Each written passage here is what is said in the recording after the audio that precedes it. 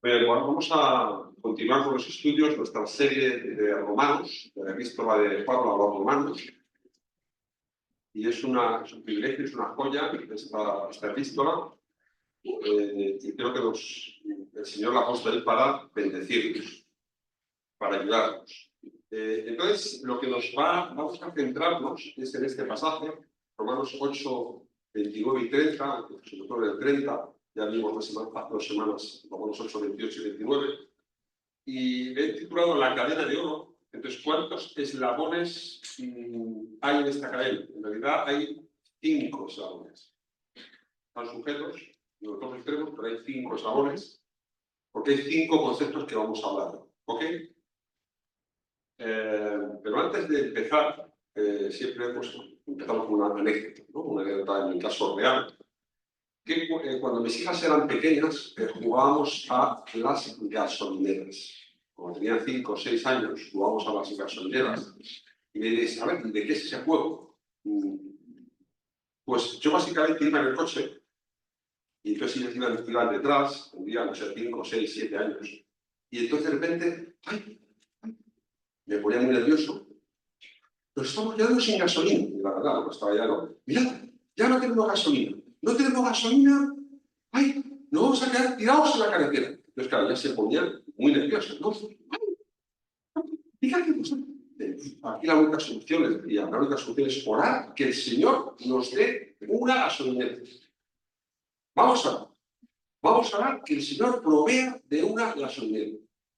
Entonces, sí, vamos a orar. Entonces, orábamos y entonces, Señor, ayúdanos, danos una gasolinera en el camino. Y entonces abríamos los ojos y yo, que ya sabía dónde estaba la gasolinera, Señor, gracias te damos por esta gasolinera. Entonces me diréis, vaya forma, ¿no?, de mal enseñar a tus hijos. Nunca he contado esta anécdota porque, bueno, pero me sirve como ilustración, ¿no? Un poco de lo complejo que es, ¿no? El tema este de la oración, la voluntad de Dios, cómo conjugar, cómo reconciliar aspectos tan complejos de lo que es la voluntad del hombre y la voluntad de Dios. ¿Vale? Pues, de hecho, yo sabía de antemano dónde estaban todas las estaciones de servicio, yo no estaba ansioso en ningún momento por si estaban las gasolineras aquí o allá. Sabía que íbamos a llenar el depósito, ¿no? Y, no obstante, como hemos dicho, involucraba a mis hijas en la oración. En el proceso aprendían a orar a Dios por las cosas cotidianas de la vida, y lo más interesante es que Dios respondía favorablemente a sus oraciones, ¿no? Ahora, espero que estén aquí mis hijas, que tras descubrir el secreto, mis hijas siguen confiando en Dios y oran, ¿sabes? Esto lo hacemos como un pequeño juego cuando son muy pequeñitos, ¿no? Para enseñar cosas muy sencillas. Pero Dios quiere que oremos, ¿vale? Ahora, el tema que vamos a tocar es un tema muy complejo, es como un solomillo. No vamos a dar leche, sino vamos a dar, hoy toca vianda, un auténtico solomillo. Es un tema bastante complicado, maravilloso, y es esto, un poco cómo reconciliar la voluntad de Dios y la voluntad del hombre, ¿no? Esto siempre ha sido complicado durante toda la historia de la Iglesia. Y de hecho, los teólogos se han partido ahí, han escrito ríos y ríos de tinta sobre muchos aspectos de este problema. Pero aquí tenemos al monje Pelagio, luego a Agustín de Hipona, luego a Arminio, ya más tarde, que se confrontó con Calvino. Son grandes teólogos de la historia de la Iglesia que han luchado y han intentado abordar esta reconciliación de los dos problemas, ¿no? También John Wesley, George Whitefield, ¿no? Amigos ellos, grandes predicadores, fundadores del metodismo, y sin embargo lucharon con este problema y cada uno le daba un enfoque distinto. Y esta rama de la derecha hacía énfasis en la responsabilidad humana, y este grupo aquí más de la derecha vuestra hacía un énfasis en la soberanía de Dios, ¿vale? Estos hacían más énfasis en lo que es el libre albedrío, el hombre es libre para tomar sus decisiones y por tanto es responsable, mientras que este otro grupo hacía más énfasis en los decretos de Dios, que tú eres salvo porque Dios ha decretado, ha elegido que tú seas salvo. Entonces, de alguna forma, todo esto, al final, venía uno de los grandes problemas que llevaban estas dos filosofías, es que uno podía decir, oye, la salvación se pierde, se puede perder. Si yo me acerco a Dios, porque yo decido acercarme a Dios, pero al fin y al cabo decae mi fe, quizá Dios ya pues, no se agrada de mí y puedo perder la salvación. Mientras que este otro grupo decía, no, bajo ningún concepto, tienes siempre la seguridad de la salvación, incluso aunque falles a Dios. ¿Vale? Esto Lutero decía que la salvación es como una taza de café, que tú coges la taza de café con la fe. La taza de café es la salvación. Y tu fe abraza la taza de café y tú te tomas la salvación, ¿no? Entonces Lutero decía que si perdías el brazo, si perdías la fe, pues podías perder la salvación. Y Calvino decía que no, que una vez que habías tomado la taza de café, aunque pierdas el brazo, sigue siendo salvo. Entonces, estas doctrinas que han ido hablándose, discutiéndose, libros y libros y libros, hoy estáis aquí y ya por fin voy a resolver estas dudas que todos habéis tenido de estos dos conceptos, ¿no? Porque esto lo vamos a ver aquí ahora. Ahora, en general, para que sepáis, en la Iglesia estamos constantemente, yo diría casi que el 95-99% hablando de esta parte de la derecha, de la responsabilidad del hombre. Y decimos, hay que ofrendar, hay que orar, hay que amar a los unos a los otros, tenéis que ir a la Iglesia, tenéis que amar a tu enemigo. O sea, esto es lo que hacemos casi en el día a día constantemente en la Iglesia. Y muy pocas veces hablamos de esta otra parte, de la parte de la salvación, que es una provisión de Dios. Entonces, hoy vamos a tocar más fundamentalmente, no porque lo diga yo, sino porque lo vais a ver en el texto que vamos a ver, que habla más de este otro aspecto. Ahora, ¿cómo reconciliar ambas verdades? Entonces he traído aquí un puzzle que le gusta mucho aquí a gente joven y tal. A ver si sabéis resolver esta paradoja. Voy a dejar aquí 20 segundos.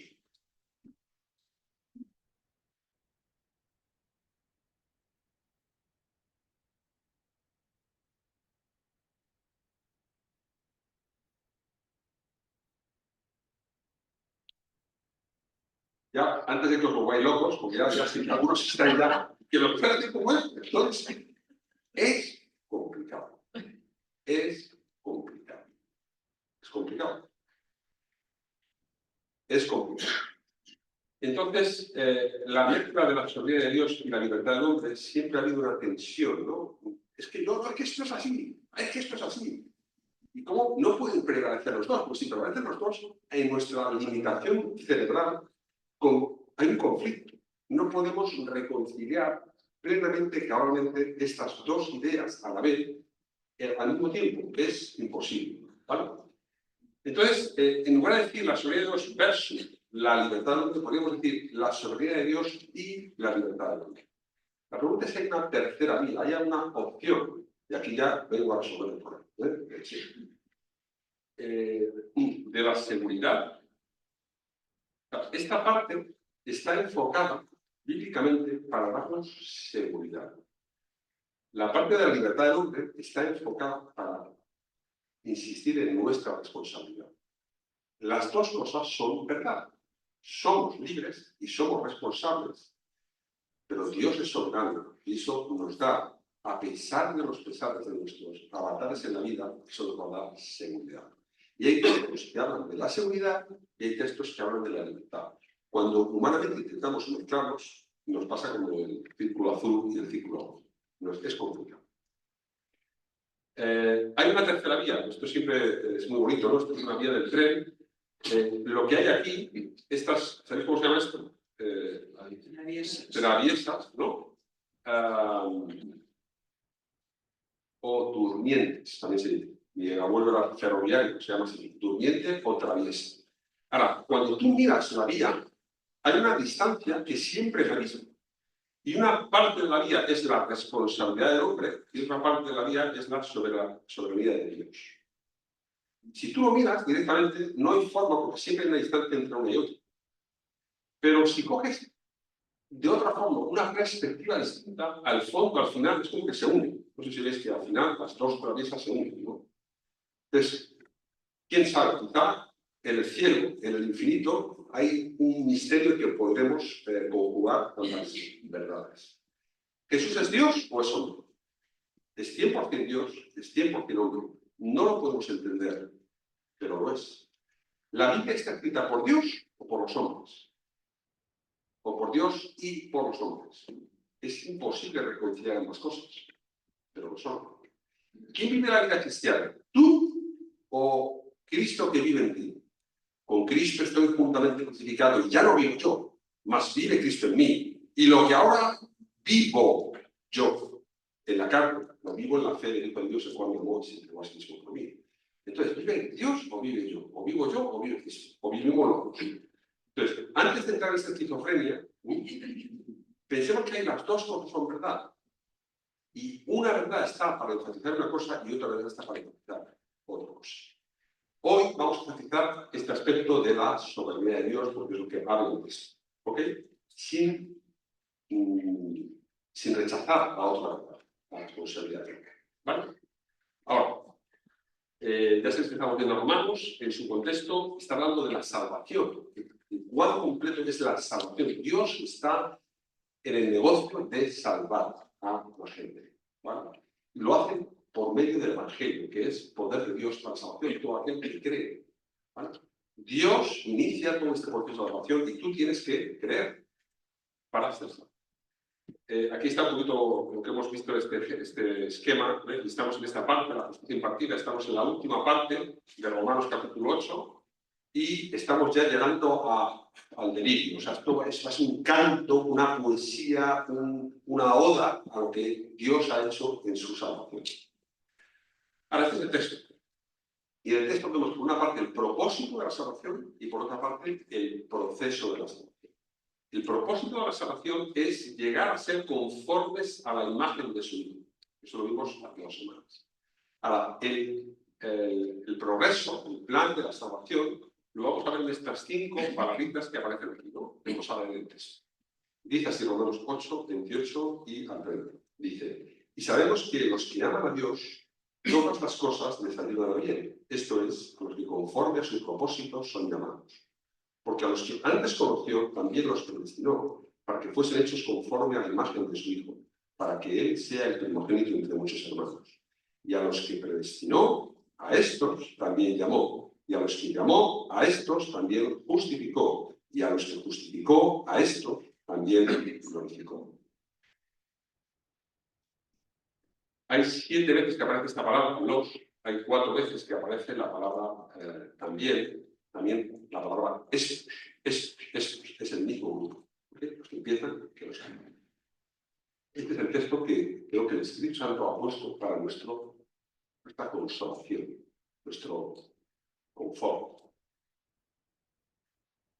Vale, entonces vamos a ver esto, ¿no? Una introducción, antes conoció, predestinó, llamó, justificó, dices Miguel, aquí la has piciado, porque no empiezan todas por la misma letra. No os preocupéis que todas acaban por la letra O con acento. Me ha costado mucho hacer este esquema, pero lo hemos conseguido, ¿no? Ahora, estas son las 5 palabras que el texto habla y que son fundamentales y tenemos que conocerlas, intentar, por ayudar al Señor, ¿vale? Ahora, hay muchos textos que hace falta explicar. Y hay otros textos que son sencillos de entender y lo que hace falta más es que, a ver, dame ejemplos. ¿Cómo lo podemos aplicar esto a nuestra vida? Este texto va a ser más fundamentalmente un texto que nos va vamos a necesitar explicación, porque vamos a tener que explicar los conceptos, y la aplicación va a ser, lo último va a ser que nos va a dar seguridad. Que esto no depende de mí, porque si de mí dependiera, esto sería el traste. Pero si depende de Dios, sé que lo que ha empezado acabará y llegará a un puerto. ¿Vale? Bueno, empezamos con la primera palabra, el primer concepto. Los que antes conoció, la palabra en griega, de conocimiento previo. Ahora, esta palabra hay ríos de tinta. Quizá me voy a centrar más sobre todo en esta palabra y luego muy poquito en el resto de otras palabras. ¿Vale? Ahora, antes de nada hay que decir lo que no es esta palabra. Este concepto es lo que no es este concepto. ¿Vale? Este concepto no es información. Por supuesto que Dios sabe todas las cosas desde antes de que pasen. Él, a nivel informativo, sabe todo lo que es, lo que podría haber sido y lo que será en el futuro. Lo sabe todo. Pero esta palabra de anteconocimiento es muy profunda y tiene muchas derivaciones porque lo vemos en muchas partes de la Escritura. ¿Vale? Ahora, no solo es información, que también Dios sabe todas las cosas. Ahora, tampoco es esto. Como Dios sabía lo que iba a hacer Patricia, entonces decidió que Patricia hiciese lo que iba a hacer. No, eso no vale. El anteconocimiento de Dios no es porque, como yo sabía, como yo ya sé lo que va a hacer tal, pues decido que esa persona haga eso. No, esto no vale eso. ¿Por qué? Porque esto no es así. Porque esto anula la doctrina de la elección, que es muy importante en la Biblia. Y sobre todo, porque esta doctrina viene a ser la doctrina de la reacción. Dios reacciona a lo que tú has decidido. Eso no está en la Biblia. Dios no reacciona a lo que tú has decidido. Además, es esto. Dios te ama, ¿no? Porque le amarás. Dice, no le amarás porque te ama.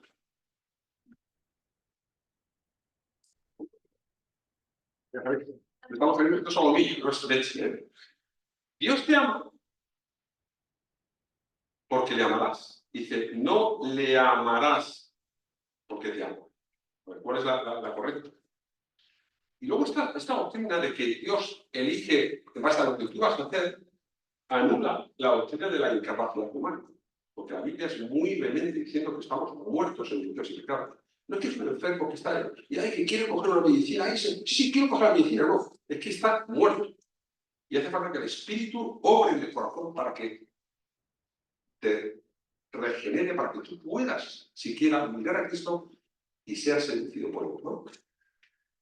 Y luego, por último, esto es un problema formidable para todos, ¿no? ¿Por qué creó Dios a aquellos que nunca creerían con fatales consecuencias? Si Dios sabía que unos no iban a creer, ¿por qué creó a otros sabiendo que iban al infierno? No soluciona ese problema de la muerte eterna, tanto en hombres como en ángeles. Entonces, este concepto de que Dios sabía lo que iba a pasar, Dios sabe lo que iba a pasar y por eso elige o por eso determina, no es este criterio. Ahora, ¿en qué está pensando Dios cuando habla de esta palabra? Pues mira, esta palabra lo que primeramente habla es de intimidad y amor.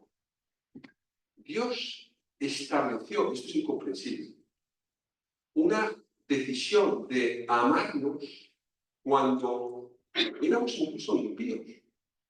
Y esto es imposible entender, porque antes de que fuéramos creados, no podíamos ser impíos, ¿no? Pero Dios determinó en la eternidad, igual que determinó en la eternidad que Cristo iba a morir, ¿cómo va a morir si todavía no había pecado? Pero Dios en la eternidad decidió esto, lo determinó, lo predecidió, pero está basado en el amor. Dios toma y tiene la iniciativa.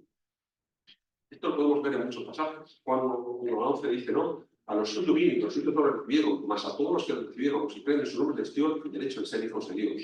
Los cuales no son, esto se los olvida este texto, los cuales no son engendrados de sangre, ni de voluntad de varón, ni de voluntad de carne, ni de voluntad de varón, sino de Dios. Quien te engendra, no eres tú quien eres engendrado, sino quien te engendra es Dios.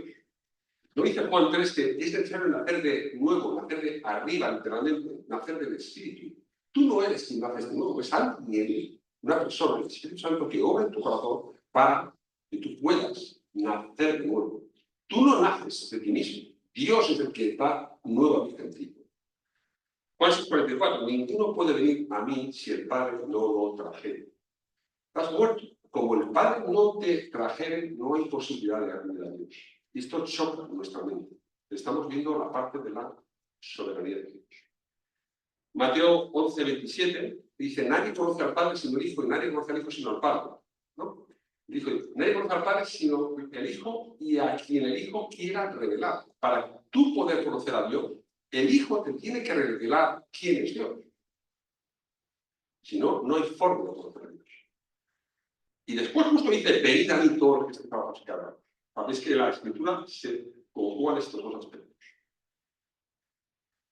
Ahora, hay como dos palabras. Una es conocer y otra cosa es anteconocer. La que estamos viendo es esta de aquí, anteconocer. Pero la palabra conocer tiene la misma base. Cuando en la Biblia, aquí hay muchos textos, que no sabemos todos, pero Juan 10 dice, mis ovejas me conocen y yo conozco mis ovejas. No está hablando de información, no está diciendo que, yo sé quién es Daniel, yo sé quién es Mar, yo sé quién es Ruth. No está hablando de información, está hablando de que yo he entrado en intimidad, en un pacto con mis ovejas y mis ovejas conmigo. Cuando la muestra dice a vosotros, a Israel, solamente he conocido. ¿Qué pasa? ¿Que no conocía al resto de los pueblos? Por supuesto que informativamente conoce a todos, pero Dios entra en un pacto con todos. ¿Vale? Juan 17, Génesis 4, es lo que la palabra conocer en el texto bíblico, ¿no? Habla mucho de una relación íntima sexual entre marido y mujer. Dice, Caín conoció a su mujer. Pues es que no la conocía, claro que la conocía informativamente, pero llegó a tener una relación íntima con ella. María dijo a Gabriel, no conozco varón, que es que no conocía varón, claro que conocía varones, pero no los conocía íntimamente. Entonces, cuando la palabra aplicada a Dios dice que Dios nos conoce, es que ha entrado en una intimidad con nosotros. Cuando dice que Dios nos anteconoce, es que en el pasado Dios decidió, preordenó, amarnos. Y esta palabra es muy importante, amarnos, cuando aún éramos débiles, ¿no? Dice, conociendo a Dios, más bien siendo conocidos por Dios. No tengo tiempo para ver todos estos pasajes, pero lo tengo ahí en la investigación para que lo podáis estudiar si queréis más adelante. Así que este concepto de anteconocimiento es una relación de intimidad, de amor, pero en el eterno pasado. Para ilustrar esto,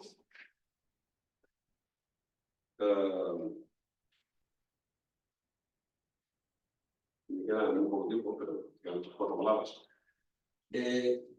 Tenemos aquí a un personaje, un tío guapo, no sé cómo se llama este actor, ¿no? Famoso este, ¿no? Y este famoso está buscando novio. Entonces, lo que nosotros mentalmente lo que hacemos es que decimos, ¿cómo busca este actor novio? Dice, pues ve el mercado, por así decirlo, y dice, está aquí una chica muy guapa, ¿no? Y está aquí una chica muy fea, ¿no? Se llama Betty la Fea, ¿no? De una telenovela, me llamaban así, ¿no? Betty la Fea, ¿no? Que a mí me parece muy guapo, pero bueno. A lo que voy un poco es que, claro, nosotros humanamente decimos, ¿cómo elige Dios las personas? Pues las elige así. Dice, elige a los guapos. No, ¿cómo? No. El concepto es muy distinto. El concepto es este. Aquí vamos a poner una mujer. Aquí tenemos una chica guapa que está buscando está buscando pareja. Entonces, él va al mercado, va aquí a la iglesia, ¿no? de la abogada, ¿no? Y entonces de repente se encuentra al primer pretendiente. El primer pretendiente es este. El segundo es este. El tercero es este. El cuarto es este. El quinto es este. Perdonadme, caballeros, que no quiero ofender a nadie. Ahora, este es el concepto en el que ha pasado, como diciendo, es que estábamos muertos, estábamos feos, todos, hombres y mujeres. Cuando Dios decide, dice, apuesto por esto y voy a transformar.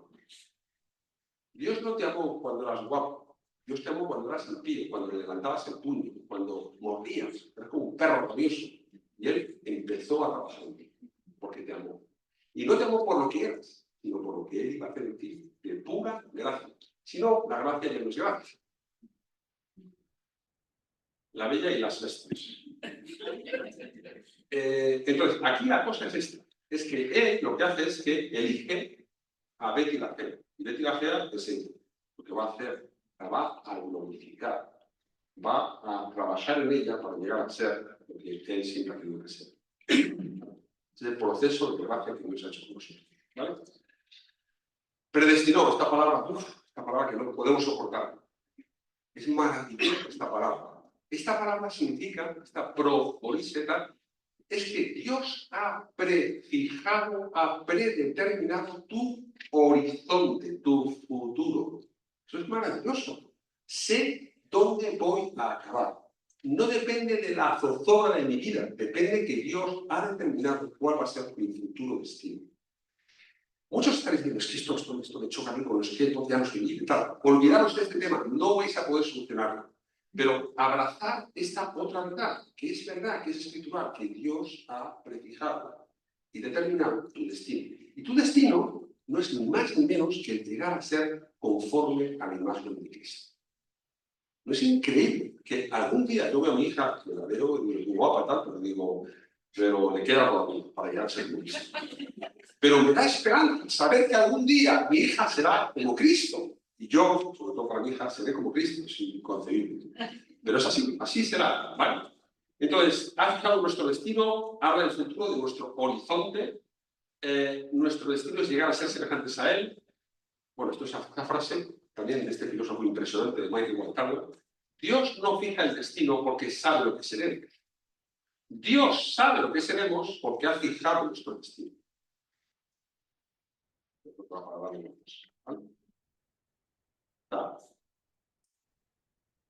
La predestinación no está basada en la presciencia, sino la presciencia en la predestinación.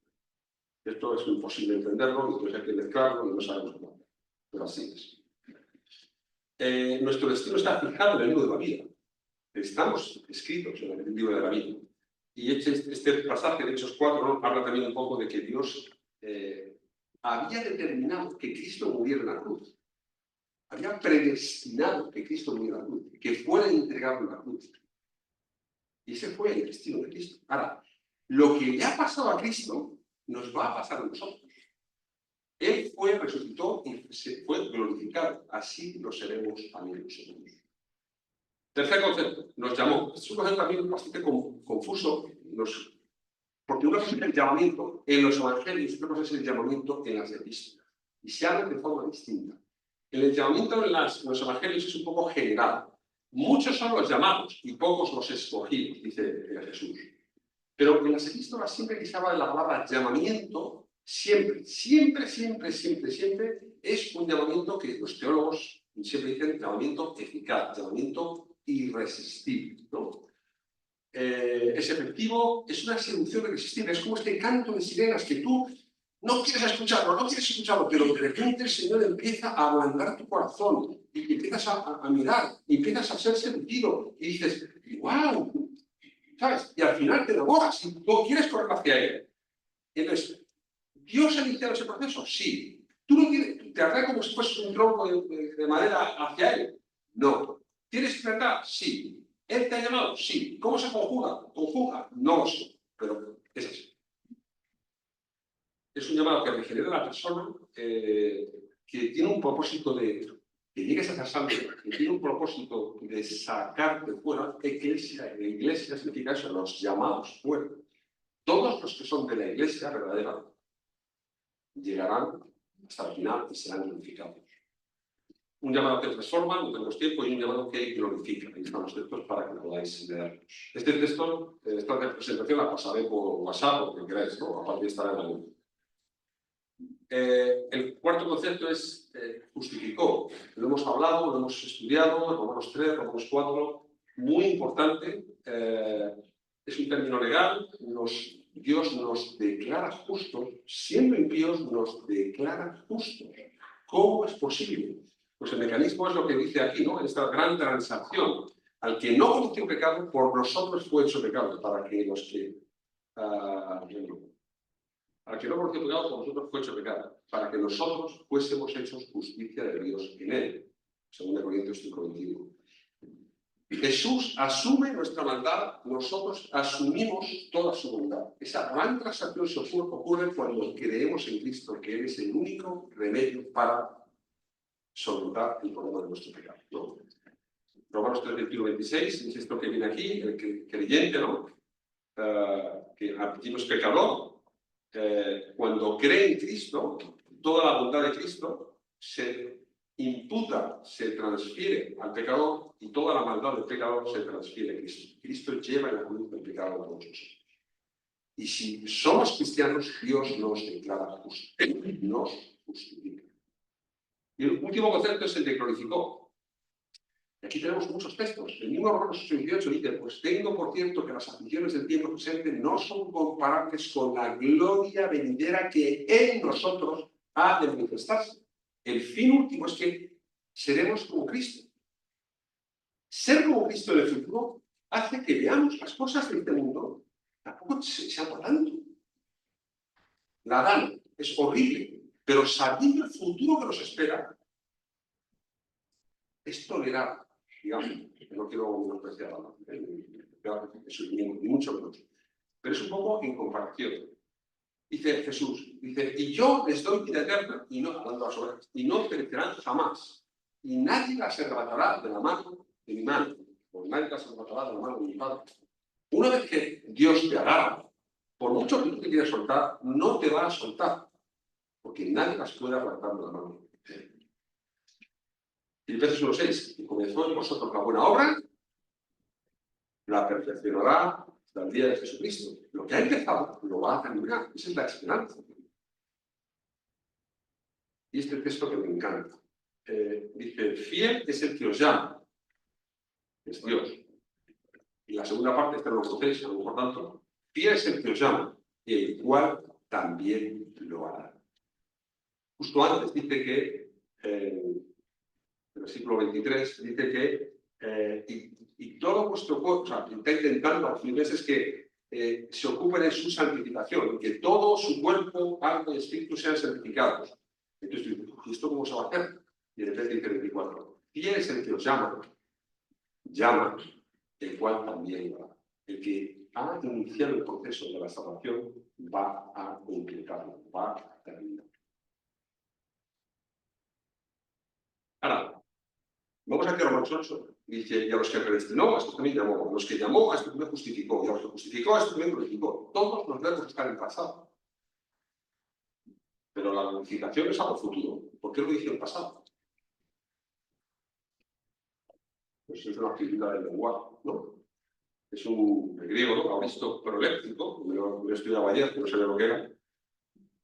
Esto es básicamente que es como cuando tú vas a una pelea con alguien, te enfrentas a alguien y le dices, ya te he derrotado. Es como si yo estuviera con Curro aquí, voy a pelear aquí con Curro y digo, Curro, estoy viendo un cadáver. Qué fuerte, qué duro, ¿no? Ya estoy viendo, como si fuera, eso para intimidar, ¿no? Estoy utilizando una figura del lenguaje que estoy tan convencido que le voy a derrotar, que ya digo como que lo he derrotado. Pues Dios está tan seguro de que vamos a ser glorificados que habla en pasado, como que ya nos ha glorificado, pero todavía no hemos sido glorificados. ¿Vale? Todos los que empiezan son todos los que terminan. Los. Todos los que empiezan el proceso son los que terminan.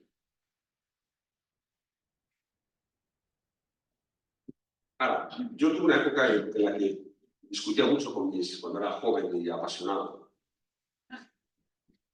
teológicamente hablando. Ahora soy de otra forma. Disputas con los jóvenes y esto. Después de esta predicación, espero que en vuestras casas comentéis, discutáis, me mandéis WhatsApp. No me ha quedado claro, no estoy de acuerdo, ningún problema, ¿sabes?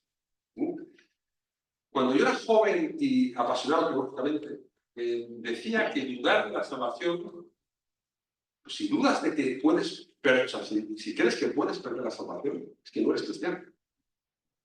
Tratando de mí, no por esto. ¿Por qué? Porque si tú crees que Dios te ha salvado, pero la perdición depende de ti, estás haciendo depender finalmente la salvación de ti y no de Dios. Eso es contrario a las Escrituras. La salvación es de Dios. La iniciativa, el proceso, el mecanismo, el acto y la glorificación es de Dios. Si tú dices, bueno, Dios me ha salvado, pero yo puedo echarlo todo a perder. Si tú puedes echarlo todo a perder, si yo puedo echarlo todo a perder, lo echaremos a perder. Lo vamos a fracasar. Ahora, si sabemos, tenemos la confianza de que el que ha iniciado la buena obra la perfeccionará, si el que fiel es el que os llama, el cual también lo hará, podemos estar tranquilos. Y a pesar de que vemos hermanos que a veces flaquean, que fallan, hijos que dejan la fe, si han creído, Dios perfeccionará aquello que ha empezado. las narraciones de Jonás. Ya para resumir, aquí tenemos el anteconocimiento, que habla del eterno pasado, habla de la predestinación, que habla del horizonte futuro, ¿no? De alguna forma, cuál es nuestro destino final.